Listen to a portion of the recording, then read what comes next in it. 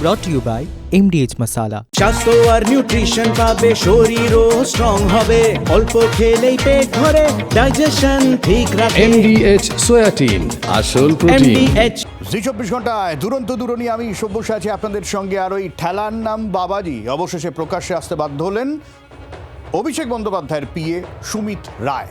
সকাল 9:54 ভবানী ভবনে হাজিরা দিলেন অভিষেকের আত্মসহায়ক। গতকাল ফের সুমিত রায়ের বাড়িতে সিআইডি আর পুলিশ যায়।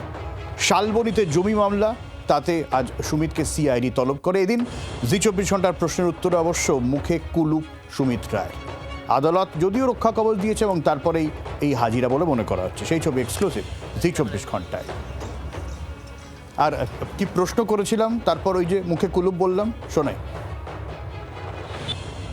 দুর্নীতির সঙ্গে যুক্ত, দুর্নীতি আপনাদের একের পর এক অভিযোগ, একের পর এক অভিযোগ। এতদিন কোথায় ছিলেন? দুর্নীতির সঙ্গে যুক্ত, দুর্নীতি আপনাদের একের পর এক অভিযোগ, একের পর এক অভিযোগ। এতদিন কোথায় ছিলেন?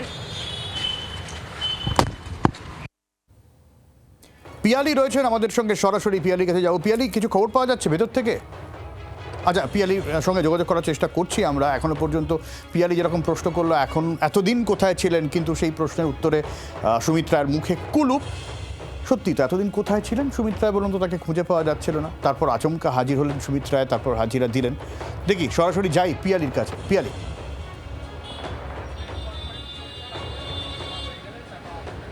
একেবারে দেখো, 4 ঘন্টা হয়েছে, এখনো পর্যন্ত সুমিত রায়কে জিজ্ঞাসাবাদ চালাচ্ছেন ভবানী ভবনে সিআইডির গোয়েন্দারা। তারা কিছুদিন আগেই এই মামলার তদন্তভার নিয়েছিল এবং এই মামলার তদন্তভার নেওয়ার পরই গতকালকে তার বাড়িতে তদন্তকারী অফিসারদের টিম পৌঁছায় এবং সেখানে গিয়ে তাকে নোটিশ পাঠানো হয়েছিল। তার পরিবারের সদস্যদের হাতে নোটিশ দিয়ে আসা হয়েছিল এবং আজকে সকাল 10টা নাগাদ তাকে আসতে বলা হয়েছিল। শালবনীর যে জমি মামলা, তুমি জানো যে এই মামলাটা মূলত বিভিন্ন সরকারি জমি বা ব্যক্তিগত মালিকানায় থাকা জমি, সেগুলোকে দখল করার, নকল জমি নথি তৈরি করে সেগুলো বিক্রি করার অভিযোগ উঠেছে। সুজয় হাজরা প্রাক্তন বিধায়ক, তাকে গ্রেপ্তার করা হয়েছিল এবং তারপর থেকেই সুজয় হাজরা গ্রেপ্তার হয় এবং যখন তার যে ব্যাংকিং লেনদেন, সেটাতে এই সুমিত রায়ের নাম উঠে আসে। শালবনী থানা পুলিশ যেটা এফআইআর রুজু করেছিল, সেই মামলাতে সুমিত রায়ের নাম ছিল এবং সুমিত রায়কে খুঁজতে যখন তারা নাগাল পাচ্ছিলেন না, তারা আমরা দেখেছিলাম 13ই জুন অভিষেক বন্দ্যোপাধ্যায় কালীঘাটের বাড়িতেও পৌঁছে গিয়েছিলেন এবং তারপর থেকেই কার্যত কিন্তু গা ঢাকা দিয়েছিলেন এই সুমিত রায়। কোনো জায়গা থেকে এরকমও আসছিল তিনি কি বিদেশে পালিয়ে গেছেন, কারণ সুমিত রায়ের কারণ কোনো রকম নাগাল পাওয়া যাচ্ছিল না। একাধিকবার তাকে নোটিশ দেওয়া হয়েছে, কিন্তু তার কোনো রকম খোঁজ খবর পাওয়া যাচ্ছিল না। কিছুদিন আগেও বিষ্ণুপুর থানার পুলিশ গিয়ে তার বাড়িতে নোটিশ দিয়েছিল, কিন্তু অবশেষে সুমিত রায় আজকে প্রকাশ্যে এসেছেন। যেহেতু সুপ্রিম কোর্ট তাকে যখন রক্ষা কবচ দেয় এবং সেখানে পরিষ্কারভাবে বলে দেওয়া হয়েছিল যে তাকে তদন্তে সহযোগিতা করতে হবে, এই প্রেক্ষিতেই আজকে কিন্তু সুমিত রায় এসেছেন।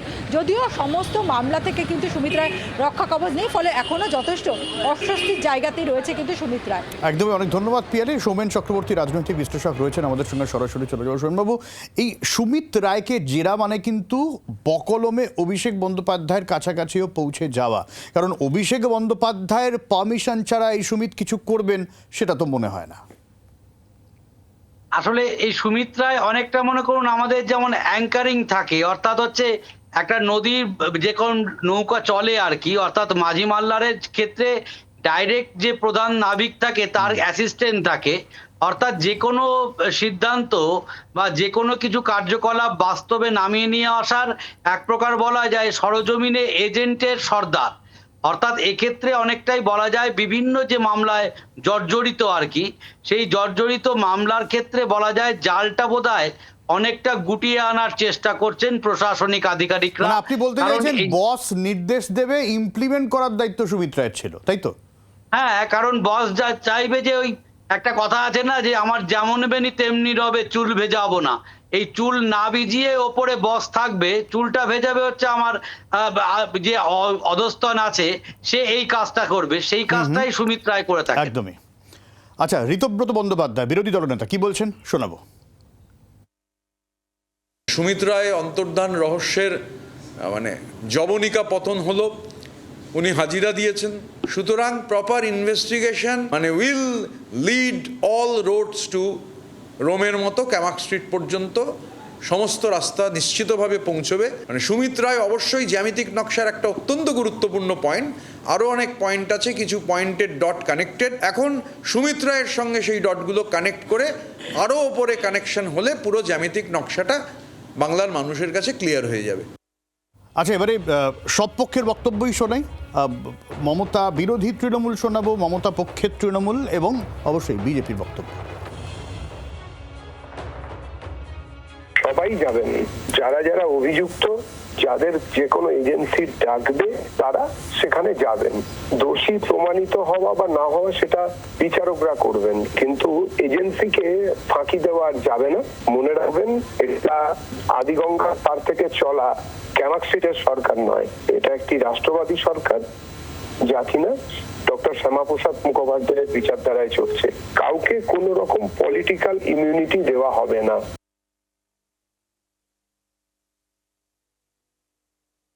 সুমিত রায় বা XYZ যে কেউ হোক, আইনের চোখে সকলে সমান। আইনের মতন ব্যবহার হবে, এটাই আশা রাখি। আইন ব্যক্তিভেদে আলাদা আলাদা হবে না। সুদীপ বন্দ্যোপাধ্যায় 27 মাসের কাছাকাছি জেল খাটলেন, মদন মিত্র জেল খাটলেন, সুব্রত মুখার্জি মারা গেলেন, সুলতান আহমেদ মারা গেলেন, তাপস পাল মারা গেলেন। আমরা জানি না তারা দোষী কিনা, আমরা যেন আগামী দিনেও জানতে পারি যে সুমিত রায় দোষী কিনা, এই জায়গাটা আমাদের নিশ্চিত করতে হবে। ন্যায় যেন যাদের সঙ্গে অন্যায় হয়েছে তারা পায়।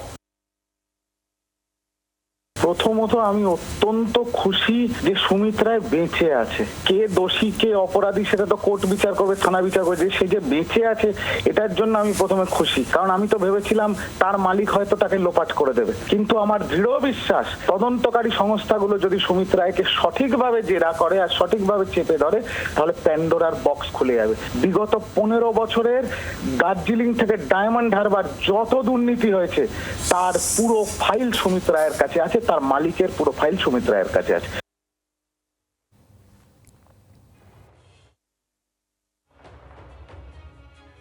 সব চোর চোপটা চিটিংবাজ তোলাবাজ, এদের তো মনুষ্য সমাজে কন্ট্রিবিউশনটা কি, কে কার আত্মসহায়ক, সেই কারণে কোটি কোটি টাকার সম্পত্তি। তারপরে সে টাকা দিয়ে কোর্টে গিয়ে জামিন নেবার চেষ্টা করবে অথবা আটকাবার চেষ্টা করবে। হয় নাকি কখনো? সাধারণ মানুষ কষ্ট করে চলে, আর তাদের মাথার উপরে পা দিয়ে যারা ভাবে আমি নেতা হয়ে গেলাম, এই মনুষ্য সমাজে তাদের কোনো ভূমিকা থাকতে পারে না। সুমিত রায়কে জেরা করে এটাই জানা উচিত যে ও কোথায় লুকিয়েছিল। অভিষেকের আমি যেটুকু জানি ও একটা ব্রেনলেস হেড ও বহন করে যাচ্ছে। সুমিত এবং ওর বাবা শম্ভু রায়ের বুদ্ধিতেই ব্রেনেই এই টোটাল ডায়মন্ড মডেলটা অপারেট হতো, এবং কোথায় অভিষেক কিভাবে কালেকশন হতো সমস্ত কিছু এই সুমিত রায় হচ্ছে মেইন কালপ্রিট। সুমিতকে ধরলেই টোটাল প্যান্ডোরার বাক্সটা ওপেন হবে এবং অভিষেকের কোথায় কি, কোথায় টাকা রয়েছে, কোথায় কি সম্পত্তি রয়েছে সমস্ত কিছু জানা যাবে। আর এবার পরের ইস্যু, পাল্টে যাচ্ছে ওয়ার্ড ভিত্তিক কলকাতার ছবি। আগে ছিল 144টা ওয়ার্ড, সেটা বেড়ে হয়ে যাচ্ছে 209। কলকাতার দর্শনীয় স্থান কিন্তু আগের ওয়ার্ডগুলো থাকবে না। এখন আপনি কোন ওয়ার্ডের ভোটার হতে চলেছেন সেটা নিয়ে কিন্তু একটা নোটিফিকেশান হয়েছে, একেবারে সেটা দেখতেও পাওয়া যাবে। নতুন ওয়ার্ড কিন্তু পুরো ভেঙে গিয়েছে। ডিলিমিটেশনে ভোট ব্যাংকের রাজনীতিতে ইতি টানতেই এই ভাবনা কিনা তা নিয়ে জল্পনা চলছে, এবং ওই কলকাতা পুরসভার ডিলিমিটেশনের ড্রাফট সামনে এসছে। যদিও পুরসভার তরফ থেকে, প্রশাসনের তরফ থেকে বলা হচ্ছে বিভিন্ন প্রশাসনিক কাজে সুবিধা হবে, জনসংখ্যা দেখে ছোট ছোট ওয়ার্ডে ভাগ করা হয়েছে যাতে প্রপার ডেভেলপমেন্টের কাজ হয়, অসুবিধা না হয়, এটা প্রশাসনের বক্তব্য। যদিও রাজনৈতিক মহলের বক্তব্য আবার অন্য রকম। এবং সেই জায়গায় দাঁড়িয়ে বেশ কিছু গুরুত্বপূর্ণ ওয়ার্ড টেকনিক্যালি যেগুলো গত বিধানসভা ভোটেও তৃণমূল কংগ্রেসের অনেকটা শক্ত ঘাঁটি ছিল, সেগুলোও কিন্তু ভেঙে গেছে। ফলে এর পরের যে পুরভোট হবে, সেই পুরভোটে সব রাজনৈতিক দলকেই নতুনভাবে অঙ্ক করতে হবে প্রত্যেকটা ওয়ার্ড ধরে ধরে। সৌমেনবাবু রয়েছেন আমাদের সঙ্গে। সৌমেনবাবু, নতুন যে ওয়ার্ড বিন্যাসটা হলো সেটা কলকাতা হোক বা হাওড়া, মানে পুরনো অঙ্ক পুরো কিন্তু ঘেঁটে গেল, একেবারে নতুন অঙ্ক কষে কষে করতে হবে। এবং আর একটা জিনিস আমি লক্ষ্য করছিলাম, বেশিরভাগ ওয়ার্ডেই এটা মুসলিম অধ্যুষিত ওয়ার্ড, এটা হিন্দু অধ্যুষিত ওয়ার্ড, এই যে ফ্যাক্টরগুলো ছিল সেগুলো অনেকটা কিন্তু মিক্স অ্যান্ড ম্যাচ। দেখুন, একটা কথা একটু মনে করে দিতে চাই, মানে সাম্প্রতিক অতীতে অর্থাৎ এই যে ওয়ার্ডকে ভেঙে দেওয়া বা ওয়ার্ডকে জুড়ে দেওয়া এবং একের পর এক কলকাতার ক্ষেত্রে বিশেষত বা হাওড়ার ক্ষেত্রে বড় কমিটি দখলের যে রাজনীতি, এই সূক্ষ্ম রাজনীতির জন্মদাতা হচ্ছে বামেরা। অর্থাৎ যাদবপুর, বেহালা, গার্ডেন ব্রিজ, এই যে সংযোজিত এলাকা, এই সংযোজিত এলাকার কোন ওয়ার্ডে কিভাবে কাকে জুড়ে দেওয়া, বাদ দিয়ে দেওয়া, তার মধ্যে দিয়ে কলকাতা মিউনিসিপাল কর্পোরেশনের মসনদ দখলের রাজনীতি এবং পরবর্তীকালে কিন্তু এই খেলার বলা যায় সিদ্ধহস্ত বামেরা পরবর্তীকালে কিন্তু আর যারা এখন পরবর্তীকালে তৃণমূল কংগ্রেস বা করেছে তাদের অন্যতম পথপ্রদর্শক হচ্ছে এই আপনি যেটা বললেন যে ধরনের রাজনীতির খেলা চলতো এই ওয়ার্ডগুলোকে এর সঙ্গে তার সঙ্গে জুড়ে বড় কমিটি দখল, এটা আমি মনে করি বামেদের যে চেনা পরিচিত ছক অর্থাৎ বাম এবং তৃণমূলের বিধিবাম, এই দুয়ের যে ছক সেই বিন্যাসটা ভাঙতে চলেছে। আচ্ছা, আমরা বক্তব্য শোনাই, পুরমন্ত্রীর বক্তব্য শোনাবো, প্রাক্তন কাউন্সিলর মীনা দেবী পুরোহিতের বক্তব্য শোনাবো এবং বিজেপি রাজ্য সভাপতি কি বলছেন শোনাই। ওয়ার্ডগুলো বাড়ানো হয়েছে 144 থেকে 209। এটা করা হয়েছে কারণ কি, যাতে পরিষেবাটা ঠিক করে দিতে পারি। তারপর তো সাজানো, আগে তো মানুষকে জলটা দিতে হবে, আগে তো মানুষের বাড়ি থেকে নোংরাগুলো, বর্জ্য পদার্থগুলো তুলে নিয়ে গিয়ে সেটাকে ঠিকমতো ব্যবস্থা করতে হবে। আমরা দেখেছি বিরাট বড় ওয়ার্ড, তাতে কাউন্সিলর যা টাকা পায়, একটা ছোট ওয়ার্ড তাতেও কাউন্সিলর সেই টাকাই পায়। 15 বছর কোনো কাজই হয়নি যত টাকাই তারা পাক। সুতরাং সেই হিসেবে আমরা হাওড়া এবং কলকাতাকে ওয়ার্ডগুলোকে বাড়িয়েছি যাতে পরিষেবাটা ঠিক করে দিতে পারি। ডিলিমিটেশন হলে সবাই সুবিধা পাবেন, কেন আগে এত ছোট্ট ফান্ড আর বড় ওয়ার্ড, একটা ছোট ওয়ার্ড বড় ফান্ড, একজন কাজ করতে পারছেন, একজন কাজ করতে পারছে না, যে আমরা ডেভেলপমেন্ট করতে পারছি না, ডেভেলপমেন্ট বন্ধ হয়ে যাচ্ছেন ছোট বড় ওয়ার্ড করে। সিমিলারলি ওয়ার্ড হলে ডেভেলপমেন্ট হবে ওয়ার্ডের। কোনো রাজনৈতিক ডিভিডেন্ডের কারণে কোনো ডিলিমিটেশন হয় না। কলকাতার উপরে মানুষের চাপ বেড়েছে, মানুষ শহরমুখী হয়, এটা অত্যন্ত স্বাভাবিক বিষয়। এক্ষেত্রেও কলকাতা কর্পোরেশনের পরিষেবার স্বার্থেই, মানুষের স্বার্থেই কলকাতায় আজকে সেখানে ডিলিমিটেশন করা হচ্ছে। ওয়ার্ডের সংখ্যা যদি বাড়ে, যত বেশি ব্যবস্থা বিকেন্দ্রীকৃত হবে, তত মানুষের পরিষেবা সুযোগ বাড়বে। সেই উদ্দেশ্যেই হয়তো এই কাজটা করা হচ্ছে। আচ্ছা, শ্রমিক ভট্টাচার্যের বিষয়ে আসি, যেখানে রাজনৈতিক বিচ্যুতির কথা বলছেন। খুব ইন্টারেস্টিং কথা বলেছেন শ্রমিক ভট্টাচার্য, যে রাজ্যের মানুষ জামা বদলের জন্য ভোট দেয়নি, জামার ভেতরে মানুষ বদলের জন্য ভোট দিয়েছে এবং সেই জায়গা থেকেই বিচ্যুতি একটা রাজনীতির একটা স্বাভাবিক প্রক্রিয়া। সেই বিচ্যুতিটাকে ঠিক করতে হয়, বিচ্যুতি ছাড়া রাজনৈতিক দল হয় না, কিন্তু সেই বিচ্যুতিটাকে ঠিক করার জন্য কড়া ব্যবস্থা নেওয়াটাই হচ্ছে দস্তুর, এমনটাই বিজেপি রাজ্য সভাপতির বক্তব্য। মৌমিতা রয়েছেন আমাদের সঙ্গে, ঠিক কি বলতে চাইলেন শ্রমিক ভট্টাচার্য এই বিচ্যুতি এবং তা ঠিক করা নিয়ে? মৌমিতার কাছ থেকে জানি। মৌমিতা, দেখো, দলের মধ্যে একাধিকবার বিচ্যুতি নিয়ে সরব হচ্ছেন এবং তিনি নিজেই বলছেন যে কোনো রাজনৈতিক দল তো ত্রুটিমুক্ত হতে পারে না এবং ধোয়া তুলসী পাতা কোনো রাজনৈতিক দল হতে পারে না। পাশাপাশি তিনি এটাও বলছেন, কিন্তু শৃঙ্খলার প্রশ্নে বিজেপি যে বদ্ধপরিকর এবং তারা যে জিরো টলারেন্স নীতি নিয়ে চলে, তা সম্প্রতিকালে তাদের যে শাস্তি, যাদের যে সংখ্যায় দেওয়া হয়েছে, তাই নজির দিচ্ছে। কিন্তু একই সঙ্গে শ্রমিক ভট্টাচার্য, বিজেপি রাজ্য সভাপতি, আরো একটি যে কথা বললেন, সেটা এই মুহূর্তে রাজনৈতিকভাবে অত্যন্ত গুরুত্বপূর্ণ। জামা বদল করার জন্য মানুষ বিজেপিকে ভোট দেয়নি। এই জামা বদলের প্রসঙ্গে শ্রমিক ভট্টাচার্য আদতে কাদের ইঙ্গিত করছেন, সেই প্রশ্ন কিন্তু নতুন করে অবশ্যই জল্পনা বাড়াবে। কারণ সায়নী ঘোষ হোক, শতাব্দী রায় হোক, এই ধরনের যারা এনসিপিআইতে এই মুহূর্তে জামা বদল করেছেন, সেই প্রশ্নের উত্তরে শ্রমিক ভট্টাচার্য বলছেন তারা তাদের দেশ যন্ত্রণা জানাতে প্রধানমন্ত্রীর কাছে গেছিলেন, এনডিএ কে সমর্থন করছেন। কিন্তু এক্ষেত্রে শ্রমিক ভট্টাচার্য যে কৌশলী বার্তা দিয়েছেন, তাও কিন্তু অস্বীকার করা যায় না। ঠিক শোনাই সরাসরি কি বলেছেন।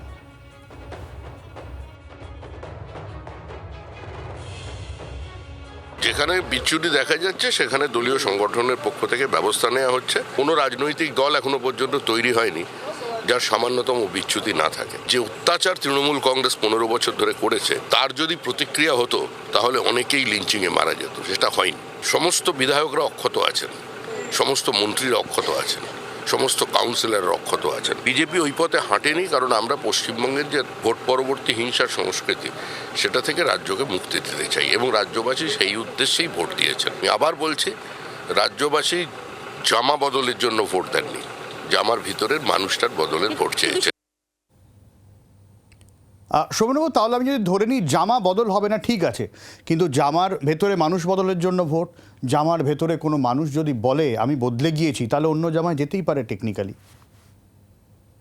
আসলে দেখুন, এর প্রত্যুত্তরে একটা জিনিস খুব মনে পড়ছে, অর্থাৎ বামেদের আমল থেকে তৃণমূল আমল, আমি লাস্ট অন্তত 25 বছরের যে পশ্চিমবঙ্গের রাজনৈতিক সংস্কৃতি, তাতে অন্তত বামেদের লাস্ট 10 বছরকে ক্ষেত্রে একটা জিনিস খুব প্রচলিত একটা প্রবচনে পরিণত হয়েছিল, অর্থাৎ হচ্ছে শোকেস লিডারশিপ এবং গোডাউন লিডারশিপ। অর্থাৎ হচ্ছে সারা বছরে বিভিন্ন কার্যকলাপে, নির্বাচনী প্রচারে, মঞ্চে শোকেসের লিডার যারা থাকবে তারা একটা শো পিস হিসাবে থাকবে, আর ঠিক নির্বাচনের দিন হচ্ছে T20 ম্যাচের মতো অর্থাৎ গোডাউনের লিডারশিপরা নামবে। এখন একটা জায়গা ছিল বামফ্রন্টের ক্ষেত্রে যে এই গোডাউন লিডারশিপ যারা ছিল সেক্ষেত্রে তারা একটা জায়গাতে তাদের নিয়ন্ত্রণ করা হতো, কিন্তু সামনের সারিতে ছিল এই শোকেস লিডারশিপ। তৃণমূল আমলের ক্ষেত্রে কিন্তু দেখা যায় যে শোকেসের লিডারশিপের জায়গাটা অবলুপ্তি ঘটে এবং গোডাউন লিডারশিপ তারাই কিন্তু কার্যত দেখা যায় শোকেসের ওপরে উঠে আসে। এই যে পট পরিবর্তন, সেখানে দাঁড়িয়ে শ্রমিকবাবুর আজকের যে কথা, সেখানে দাঁড়িয়ে এটাই অত বিজেপির ক্ষেত্রে অ্যাসিড টেস্ট হবে যে তিনি যেটা বলছেন যে ভেতরের মানবিক পরিবর্তন, সেটা করতে গিয়ে সেই যে প্রজন্মটা এই মুহূর্তে জন্মেছে, অর্থাৎ যে পুরোপুরি বলা যায় ঝান্ডা এবং ধান্দা, এই দুটোকে একসঙ্গে করে তাদের কি উনি ফেরাতে পারবেন? আচ্ছা, অনেক ধন্যবাদ সৌরভ। দারুণ, বিশুদ্ধ প্রাকৃতিক হলুদ, লঙ্কা, ধনে। না, লঙ্কা, ধনে, হলুদ, MDH।